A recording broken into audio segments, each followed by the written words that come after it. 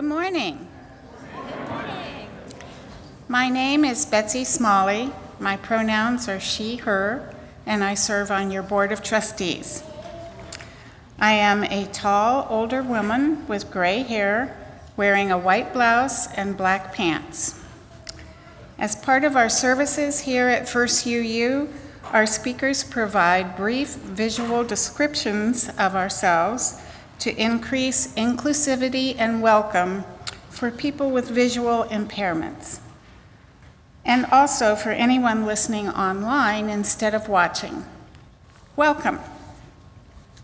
If this is your first time here, we have a first-time visitor gift for you at the welcome table in the gallery, and one of our dedicated volunteers will be available in Beach Hall to share our Getting to Know UU information.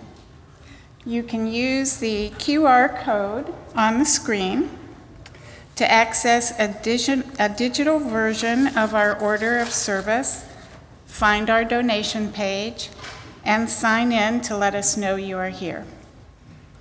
Whether you are a first-timer or you've been coming since the Unitarians and Universalists united in 1961, we invite you to come chat with us after the service to learn more about who we are and what we believe here at First UU. Please find me or another member of the board in Beach Hall after the service. I'd like to ask everyone to take a moment to silence your cell phones. We have a few announcements this morning. After the worship service today, please take a few moments to visit the Religious Exploration Engagement Fair.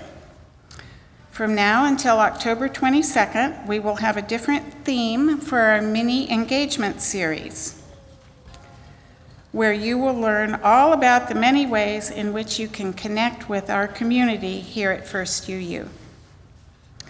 While you are at the engagement fair, please support First UU democracy and human rights by stopping by one of our tables and writing a letter to an Ohio voter to help increase voter turnout. We want to encourage you to register for the Living the Pledge to End Racism 2 weekend workshop by September 30th. Last but not least, please save the date for our fabulous fall festival coming up on October 19th. See Candy Rothert. Is Candy here? You want to stand, Candy? To learn about volunteering to make this event magical. You can get more details about these great opportunities and more in your order of worship insert, and feel free to take it home. But please leave the outer cover in the basket by the door for us to reuse next week. We invite you to rise in body or in spirit to sing our opening hymn, number 121, We'll Build a Land, in the gray hymnal.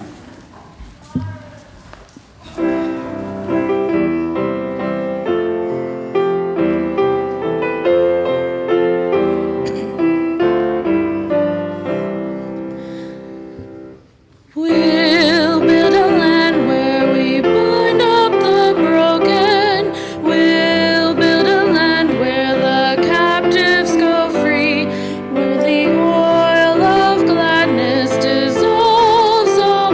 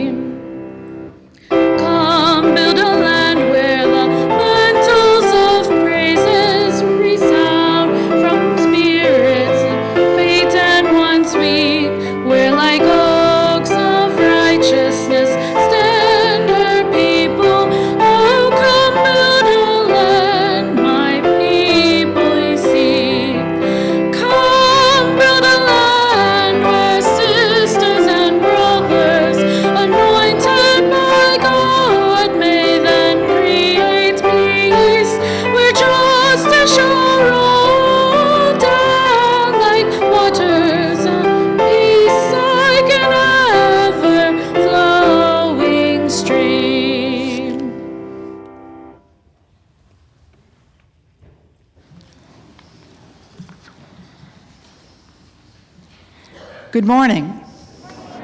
My name is Tam Dalrymple. I'm a 75-year-old white woman with white hair and white-rimmed glasses, dressed in beige this morning.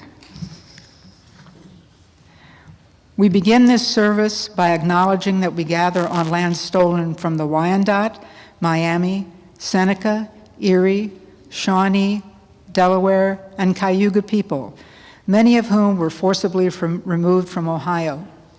We support the Native American Indian Center of Central Ohio in their Land Back NICO campaign, and we know that we have more to do as a community to be in solidarity and true relationship with this land and those indigenous to us. Good morning. I'm Reverend Kelly McNeil. My pronouns are she, her, and I serve this congregation as your minister of congregational life. I am a white woman in her mid-30s with long, dark purple hair, black glasses, and I am wearing a pink dress with a purple stole. Let us enter into the spirit of worship with these opening words from Sherry Woodbury. Again, we reground ourselves here in our highest values. Love is the center and foundation of this faith. Love is the power that holds us together as a community. As we enter into worship, then, let us open our hearts to the healing power of liberating love. Because love is not only something we receive, but something we practice in community. Let fall away all that might distract us from the wholehearted practice of love.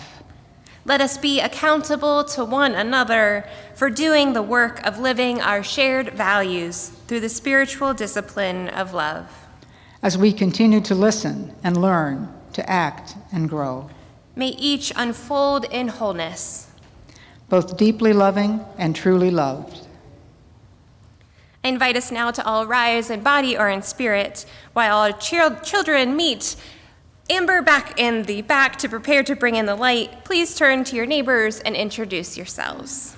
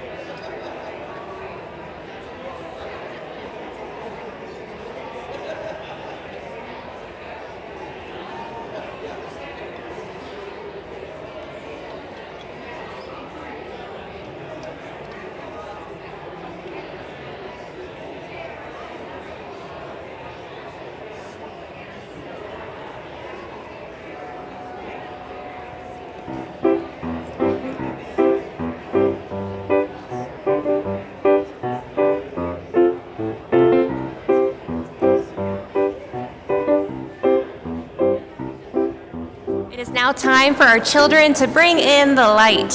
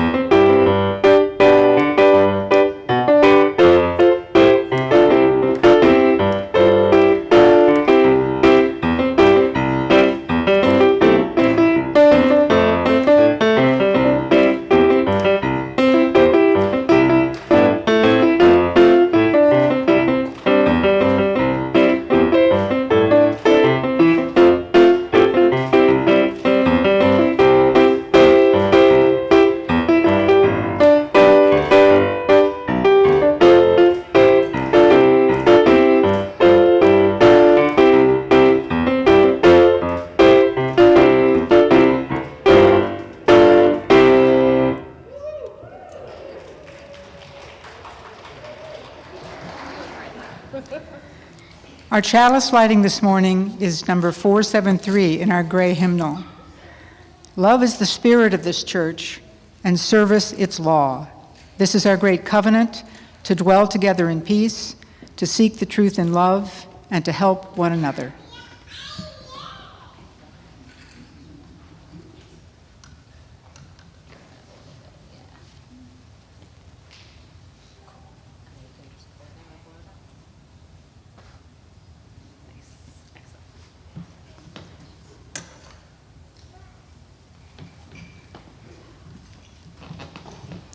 Thank you, Avery, for your help lighting our chalice this morning. Good morning.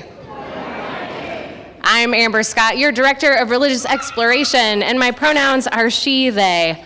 I am a white femme millennial with long, chaotic, wavy brunette hair, and I'm wearing a black t-shirt with a rainbow side with love heart on it. Today's story is called Wanda's Roses, written by Pat Brisson and illustrated by Marianne Coca-Leffler. On the way to school, Wanda noticed a bush in the empty corner lot. It was about 2 feet tall, and Wanda was surprised she hadn't noticed it before. But there it was, bare and thorny, and Wanda, who loved beautiful things, felt her heart beat faster. A rose bush, she said to herself, my very own rose bush. Since nobody seemed to own the lot, or the heaps of junk, she decided she would care for this bush and make it her own. All during school, she thought about her rose bush. During art, she drew pictures of it in bloom. During library, she borrowed books on flower arranging. During science, she asked so many questions that finally her teacher said she really must stop thinking about roses and start thinking about electricity. After school, she rushed to the rose bush. It was still bare and thorny. Maybe it needs more sun, thought Wanda, so she began dragging trash to the curb. Mrs. Turner stopped to help. Cleaning up the neighborhood? That's a nice project. I'm helping my rose bush get more sun so it will bloom. Your rose bush? Where's your rose bush? Over there, Wanda said, pointing proudly to the bare, thorny bush. Oh, Wanda, I'm not so sure that's a rose bush. Sure it is. I've seen rose bushes in books, and this is what they look like before they bloom. In a few weeks, this lot will be full of roses. Well, good luck, Wanda. Mrs. Turner thought to herself, if that's a rose bush, then I'm the Queen of England. The next day, Wanda hurried to her rose bush. It was still bare and thorny. Maybe it needs more air, thought Wanda, so she began taking more trash to the curb. Once I get all this trash out of here, nothing will block the air from getting to my rose bush. Mr. Claudel was on his way home and stopped to help. Cleaning up the neighborhood? I'm getting rid of trash, so my rose bush will get more air. A rose bush? Here? Wanda showed him. I don't know much about gardening, but I don't think that's a rose bush. Sure it is, said Wanda, and in a few weeks, this lot will be filled with the sweetest smelling roses you ever saw. She thanked Mr. Claudel and went to move more trash. Mr. Claudel shook his head. If that's a rose bush, then I'm the King of France. Every day after school, Wanda worked in the empty lot. Mrs. Giamatti, who lived next door, gave Wanda trash bags. You've done a great job cleaning up this lot. I have to get rid of all the trash so my rose bush will get enough sun and fresh air to bloom. But where's your rose bush? Mrs. Giamatti asked. So Wanda showed her. Mrs. Giamatti put her hand on Wanda's shoulder. Wanda, this is not a rose bush. Oh, but it is, and in a few weeks, this lot will be filled with the most beautiful roses you ever saw. That would be nice, but I don't want you to be disappointed if this bush doesn't bloom. Don't worry, Mrs. Giamatti. I won't be disappointed. Mrs. Giamatti sighed. That's not a rose bush and never will be one, she thought to herself. The next week, when the rose bush still wasn't blooming, Wanda talked to her school librarian. I need some books about getting roses to bloom, she told Mrs. Jones. "Oh, do you have a rose bush, Wanda?" "Yes, but it doesn't have flowers yet, and I know it has enough sun and fresh air." "Does it have enough water?" "Water, of course. That will make it bloom." That afternoon, she hurried to the rose bush. It was still bare and thorny. She looked at the dry ground and smiled. "Don't worry, little bush.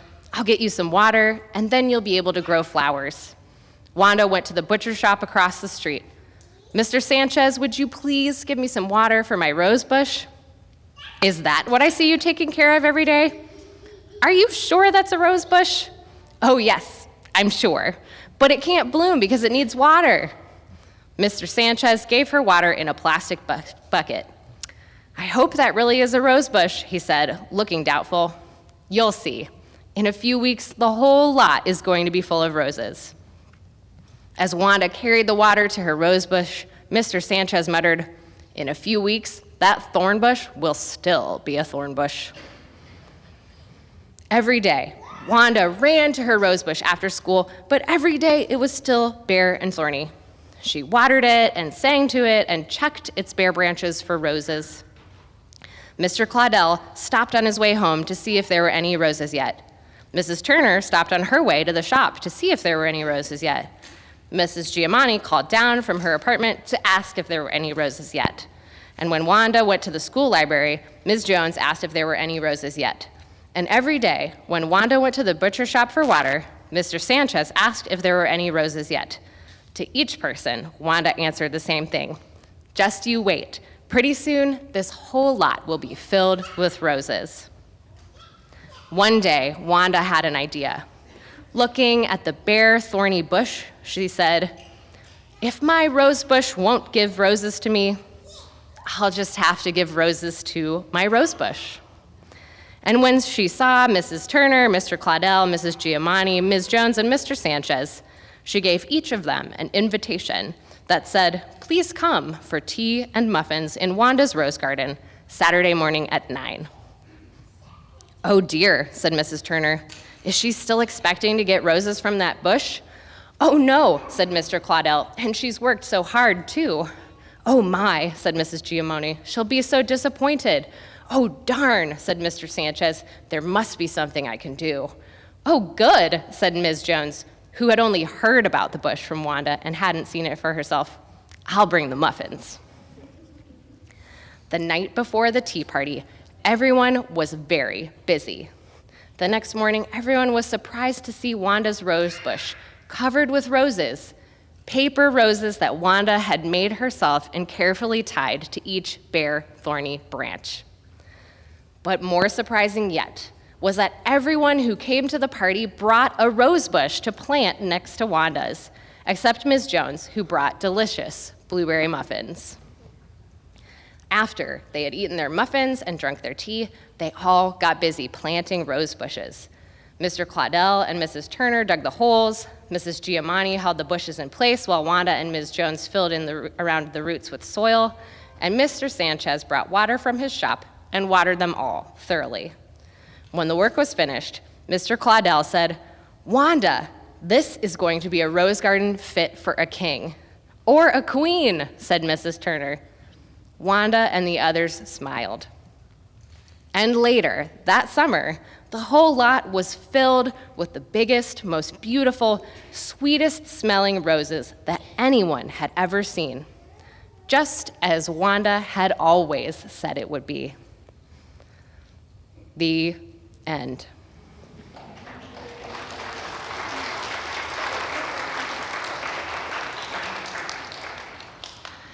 This book is a wonderful reminder that when a community comes together, centered in love, many things are able to bloom. Please remain seated with hands over your hearts as we sing "Come, Come, Whoever You Are," number 188 in your gray hymnal, to sing our beloved children back to their families and out to class.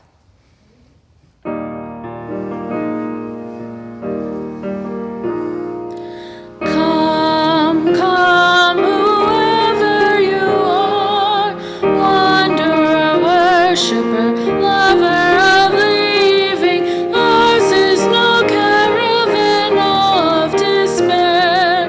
Come,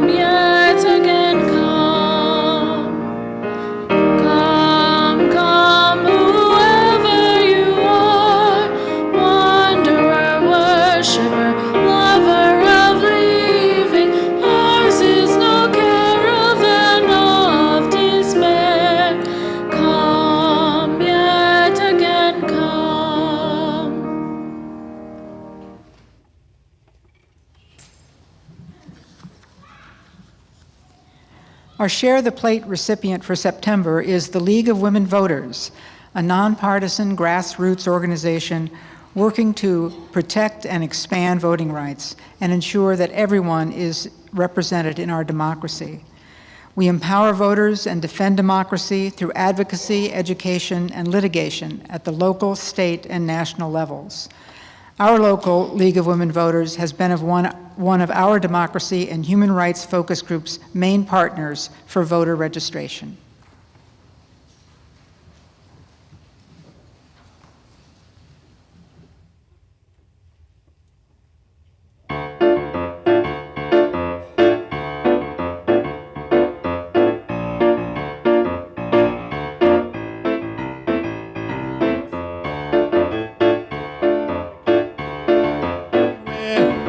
You never saw love. If you want it, you can have it. Just reach out and grab it now. You never saw love. It's a gift from above. Fits me like a glove. You never saw love. Take a look around you. Tell me now, what do you see?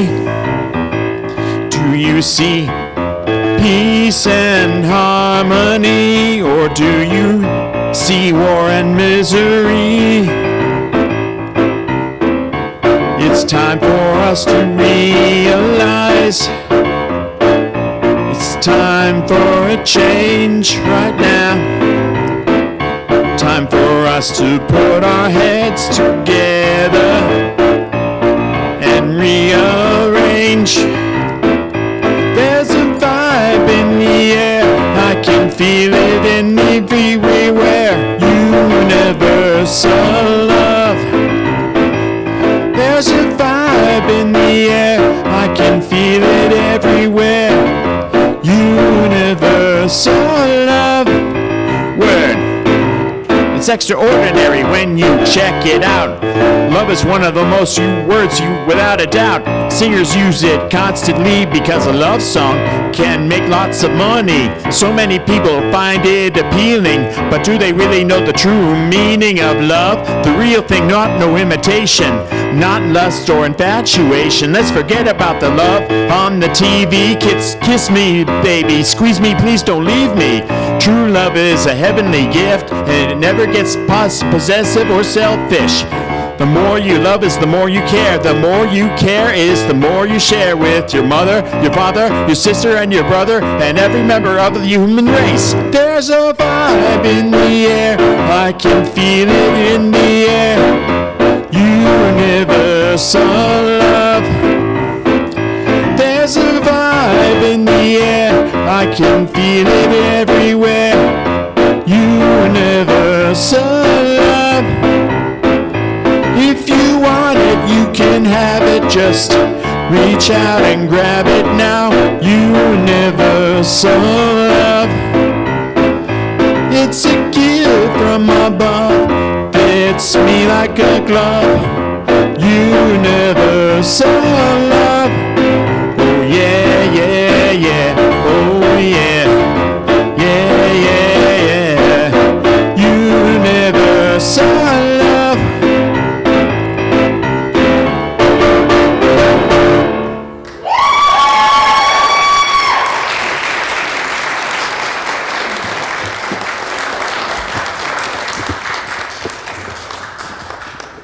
Thank you, Nathan. The pastoral care listener today is Pat Snyder. Is Pat in here? She's probably out in Beach Hall, but she'll have a stole on, so you will be able to identify her. We have several celebrations and concerns in our community to share with you this morning. Our thoughts and love go out to Melissa Karras, who is having back surgery on Tuesday. Our healing thoughts go out to Mark Kruger, who is at Ohio State Hospital. He had his big toe partially amputated on Thursday, and he welcomes visitors. Our deep condolences go to Marcia Cantor. Her sister Dottie died Saturday after dealing with deteriorating health. And a joy, last week we welcomed 6 new members to First UU.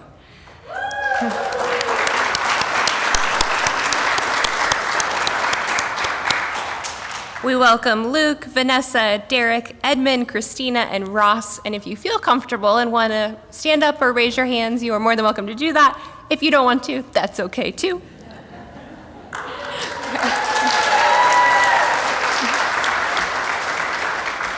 Caring cards for Melissa, Mark, Marcia, and all of our new members are available at the caring table in Beach Hall after the service. Be sure to stop by and sign the cards. I now invite us into a time of meditation and prayer. I share this prayer entitled The Imprint of Love, written by my colleague, the Reverend Laura Horton Ludwig.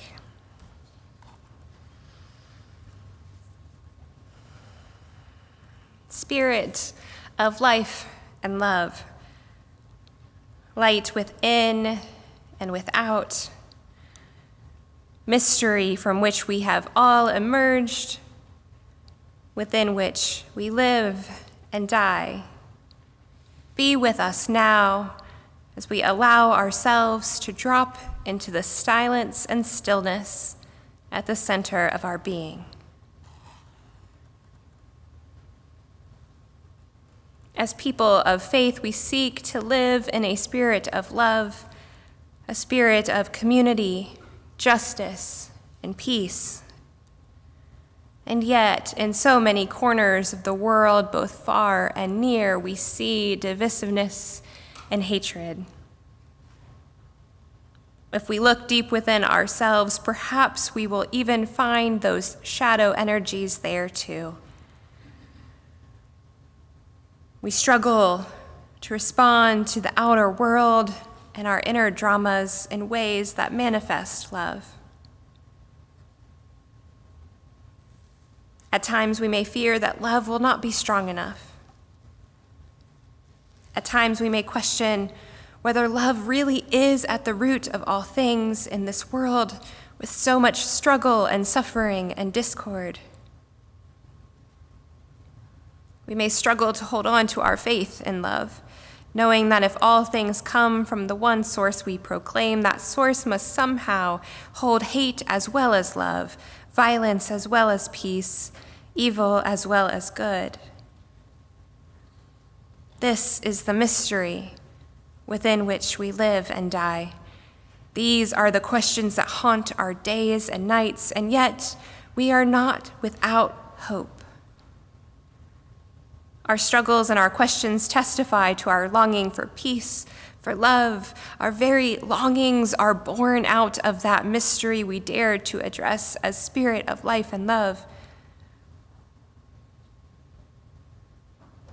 In the stillness and silence of our own heart, we read the imprint of love, created not by our own will, but planted there for us to discover.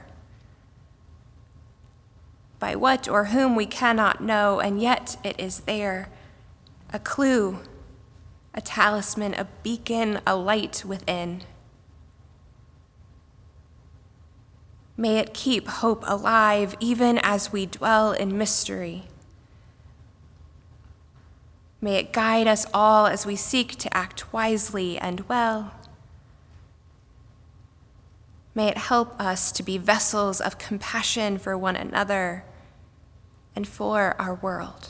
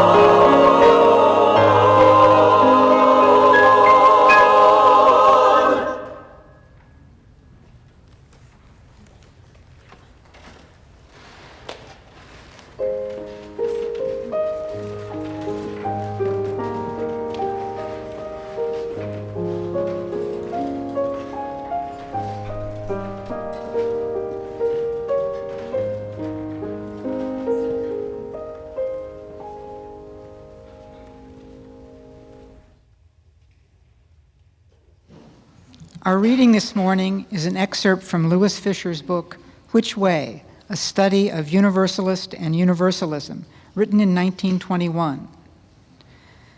Universalists are often asked to tell where they stand. The only true answer to give to this question is that we do not stay in one place at all.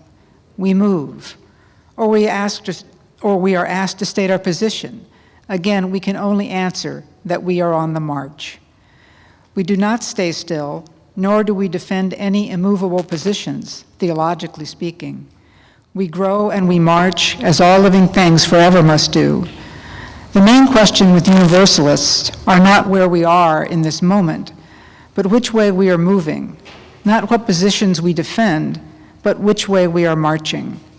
Our main interest is to perceive what is true progress and to keep our movements in line with that, and not to allow ourselves to move round and round in circles like a squirrel in its cage. Religious words and phrases take on new meanings and therefore need new definitions in each succeeding age.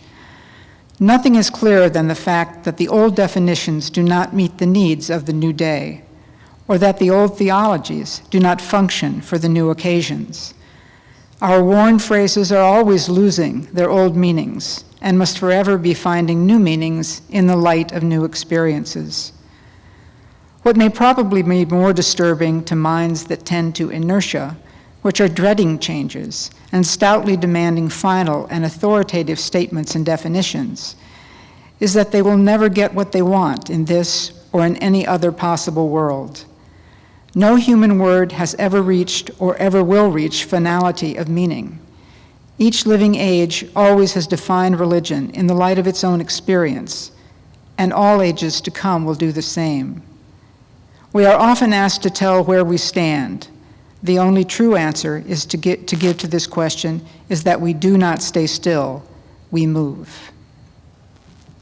Please stay seated to sing our meditative hymn number 134, Our World is One World. The words are located on the screen and in the gray hymnal.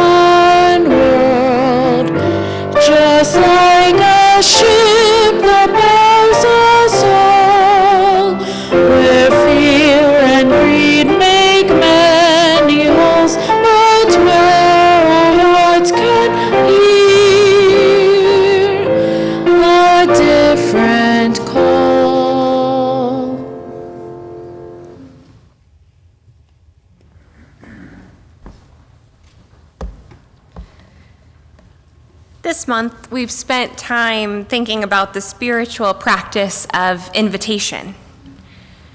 If you've joined us for our 9:15 Nourish service, the team has done an amazing job creating space to think about and practice the art of invitation, playing with how we welcome ourselves and each other to be part of this community, as well as thinking about how invitation works in our individual lives. Inspired by this foundation that has been created, I started to think about the process that we just all went through on a national level of examining and recrafting our value statements as Unitarian Universalists. As I flipped through the materials again, reviewing all of the work that went into this 3+ year process, I realized that at the heart of these new statements, and quite literally at the heart of the graphic that symbolizes our values, is an invitation to love. Unitarian Universalism has a long and rich history. While this graphic and these value statements might be new to us in this form, the concepts and theology behind them are as old as our faith tradition. I'm sure many of us know the story of David and Goliath. It is in 1 Samuel that this infamous battle between the Philistines and Israelites is described. According to the story, the Philistines controlled one mountain, the Israelites controlled the other, and there was a valley in between. The Philistines brought forward their champion Goliath, who is described as a large man adorned with heavy bronze armor and carrying a spear and a sword. The Israelites were afraid, and for 40 days and 40 nights, Goliath kept coming forward unchallenged. Finally, David, a young shepherd, witnessed what was occurring and came forward with nothing but 5 smooth stones and a sling. He challenged Goliath, and with aim and precision only possible of a shepherd used to protecting his sheep using these same instruments, David struck Goliath in the forehead, killing him. Today, the metaphor of David and Goliath is used whenever an underdog topples a perceived more powerful entity. The traditional view of this story is meant to inspire and show that sometimes the little guy does win. But a more modern understanding of this story doesn't look at David as an underdog at all. In fact, David is probably the most prepared person for this battle.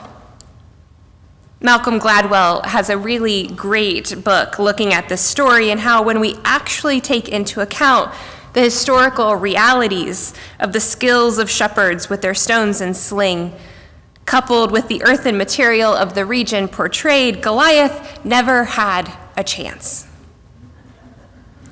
Of course, Gladwell's argument is a lot more nuanced than I have the time to go into right now, but for the purposes of today, I want to note that Gladwell sees the 5 smooth stones and sling more as good preparation and protection than a story of good triumphing over evil.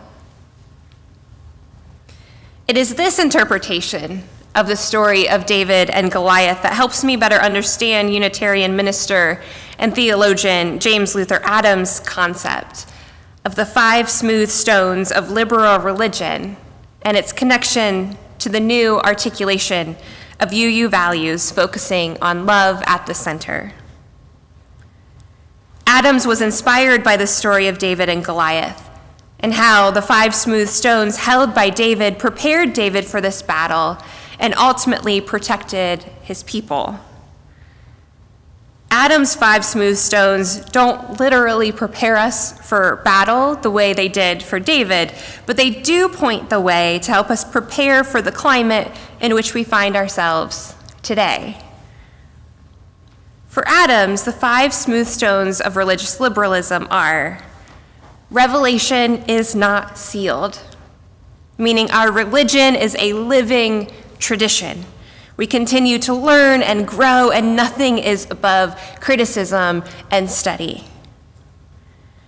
We are free to choose to enter into relationship with one another. Relationships and connections are not coerced through fear of damnation or punishment. We have a moral obligation to work towards a more just and loving community and world. Goodness must be embodied through us. Good won't just happen. Good things come through the work of human hands.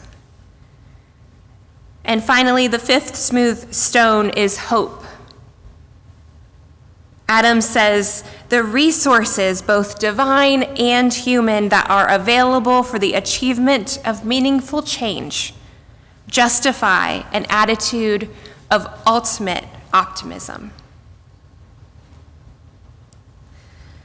What I want to draw our attention to this morning is the prophetic nature of the words of Adam's, which were published almost 50 years ago, as well as the words of Lewis Fisher from the reading Tam shared with us, which were written over 100 years ago.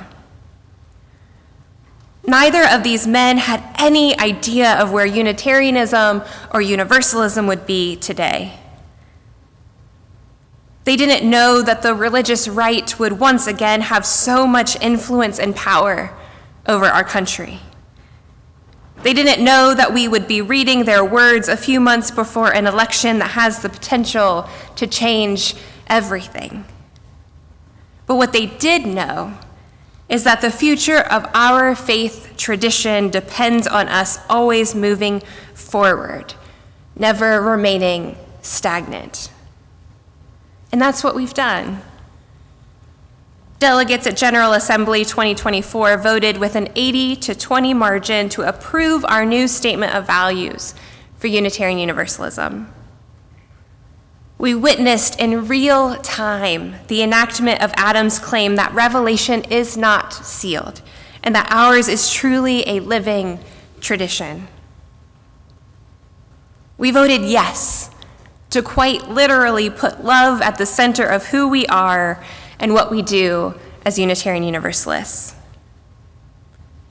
These new statements both invite us in and challenge us to live our faith out loud. I am excited by the confluence of being invited into deeper, richer understanding of love at the center being core to our UU faith and the work we're doing here at First UU. We are currently in our second year of our developmental period, which means that we have committed ourselves to doing the difficult and significant work to shift structural and cultural norms within our community and heal from misconduct and harm. In the first year of this work, Reverend Teresa has spent a lot of time focused on relationships and the ways we engage with one another. As we continue this work in year 2 of her time with us, we are being invited to look not only on our relationships to those we interact with, but wider to our relationship with this beloved community. It is only natural during times of transition that anxiety will be elevated and conflict will occur. From a systems perspective, a system wants to stay at homeostasis, a state of balance and stability. It doesn't have to be a healthy homeostasis. It just means it's the point of balance that the system is used to surviving in. When something happens to shift that balance, the system is going to do what it can to shift back to the space that it is comfortable. I know all of my fellow social workers out there and therapists see this in the world of therapy. For example, when my partner started doing their chaplaincy training, they worked on their tendency to overfunction. Because our relationship had found a place of balance that included this overfunctioning, when this started to transition, I started feeling like they were pulling away. and my own internal structure fought like hell, trying to get our relationship back to a space that felt more like our normal way of being. Thankfully, we both have systems training, so we were able to spot what was happening and work together to create a new, healthier homeostasis for our family. The same thing that happened between my partner and I also happens with institutions. As we work through our own developmental stage, conflicts have and will continue to rise up around us. It's a natural, normal part of transformational work. What our newly articulated values remind us of is that the foundational core of who we are, what our UU systems are striving for, is finding our balance and stability in the invitation to love. Love that both holds us together and holds us accountable to one another. As James Luther Adams articulated, our relationships and our connections are not made through coercion or scare tactics. They're made in covenant with one another. A shared commitment to strive to be our best selves while leaving space and grace for the moments when we don't show up in that way. But this invitation that is the core of who we are, reminds us of what is important. Not perfection, but connection. I am privileged to get to work with a lot of different groups and teams within this congregation, and I get to see the passion and commitment to this space. I witness the desire and the hope for making this space full, rich, and nourishing as a through line in all of these groups. And it's going to come as no surprise to anyone in this room or joining us online that a group of 10 Unitarian Universalists are going to have 15 different ideas and thoughts on how we get there. Our challenge is going to and will always be leaving room for a variety of voices and ideas to rise to the top, because it is only in those moments that we find true community. Or like our story today, a lot full of rose bushes. So we know we are not reinventing the wheel in any of this important work. We have theologians who have come before us that remind us of our rich history, a history of a living, breathing faith that does not stay still, stuck in one place because it's the way that it's always been done. We know that we enter into relationship with one another, not out of coercion, but freely choosing to stay in it together. And we know that we have a moral obligation to do good in this world, leaving space for new ideas and unique voices as we build a community of love and commitment together. As we turn our attention to the future and what it means to be a people who live our values out loud, I want to bring us back to Adam's fifth smooth stone of liberal religion: hope.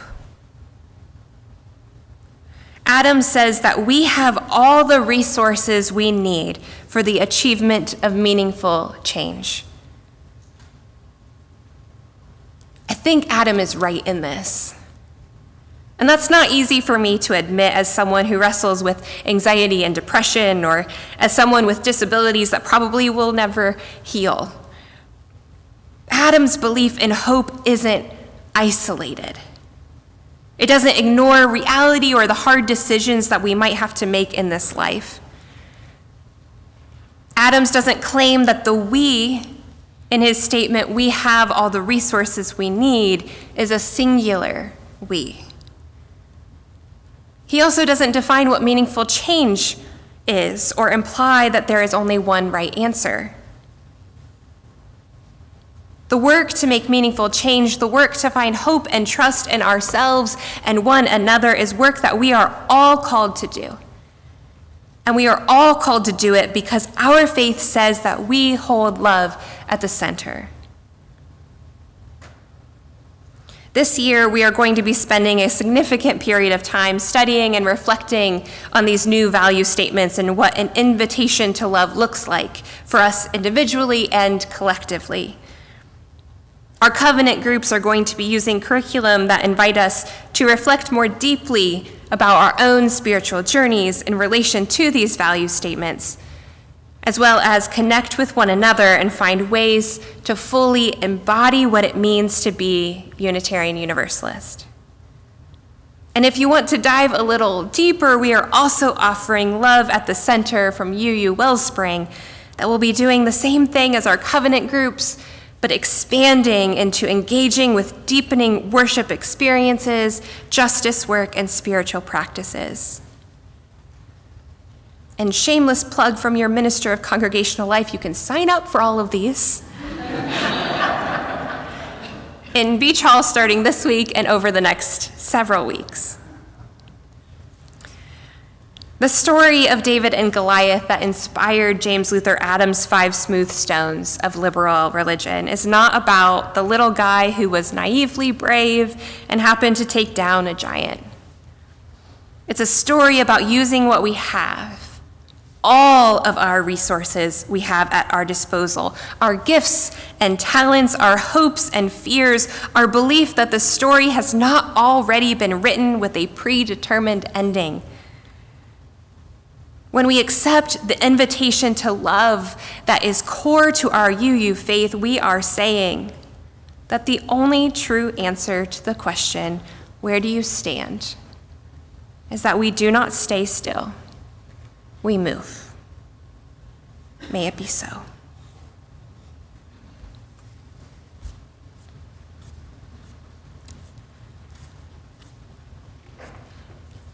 Please rise in body or in spirit to sing hymn 323, Break Not the Circle.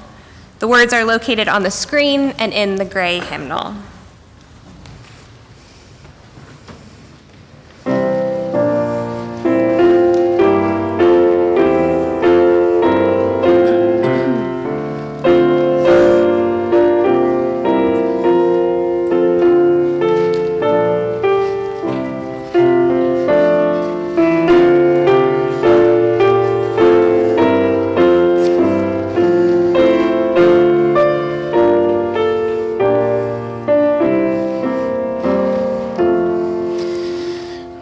Break not the circle of enabling love, where people grow forgiven and forgiving.